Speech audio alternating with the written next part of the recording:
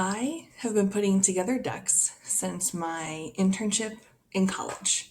And my first job out of college was in market research, where we were hired by very senior leaders within marketing, where we had to present our results to them. So, this is, I think, the major reason why I was incredibly overconfident in my ability to put together presentations. I thought they looked pretty snazzy and always delivered the core messages.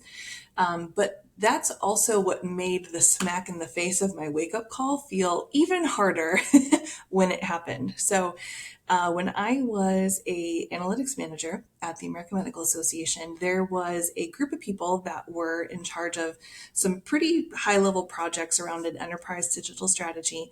And there was one core area where I was invited to participate because of my team's ability to run some experiments. And so that meant that when those results came through, that I was invited to the war room up on the highest level floor, into the boardroom, where I was able to share some of those results. And there were three tests that I was presenting, not just one, two, but three. And one of those tests had a significant result that was going to be some pretty good news for the room. So I was very excited for this presentation. And I'm walking through the first test, which was not the test that had a win, maybe some foreshadowing here. And I started to get some questions from some people in the room. I think, looking back primarily around the fact that this was a really kind of inconvenient truth of what I was sharing. But when I was sitting there presenting at the end of the table, what I heard was, oh, these people are interested in a stats lesson. I'm going to go ahead, grab my dry erase marker and draw some normal curves so we can talk about confidence interval. When in reality, they couldn't care less about that. And I took up so much time trying to launch myself into this stats lesson that the meeting was over and everyone's leaving, and I didn't even have a chance to share the results of the test that did win. And I was so like, what just happened? Like, so disheartened. And so the COO actually passed me on his way out, and he was like, Val, you're taking a lot of time to tell us how to make the watch, but we just want to know what time it is. And I was like, oh my gosh, I probably sat there for, well, it was probably only 2 minutes, but it felt like 10, having this like flashback of every time I had presented or given a deck. And I'm like, oh my goodness. And so there was this major reflection period where I was thinking about the fact that I was telling great stories for someone like me. These were the stories I wanted to hear.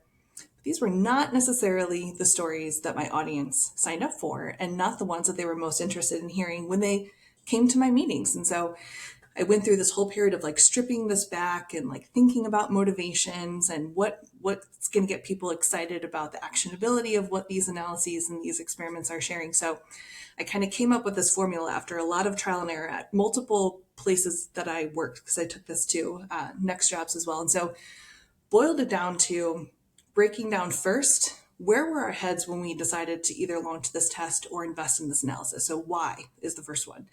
The second is describing either what was tested or what was analyzed. So kind of walk through what we're using as our unit of measurement or what we were diving into, to give some context for the third part, which is what was the outcome? What was the conclusion? What did we find? And being really succinct and tight on that point, because you've already laid that groundwork, which then will lead you into the points of learnings, recommendations, and action. So making sure that we're tying actionability to what we have learned. And so I wrote a post recently on the focus called audience-centric data stories that inspire action, that kind of breaks this down in a little bit more detail. And so I would love to hear if this is some of the practice of what you all use to share your data stories, or if there's other core elements that you always include or you never include. So let's get into it. Let's perfect the way we tell our data stories and get into that discussion. Would love to hear your thoughts.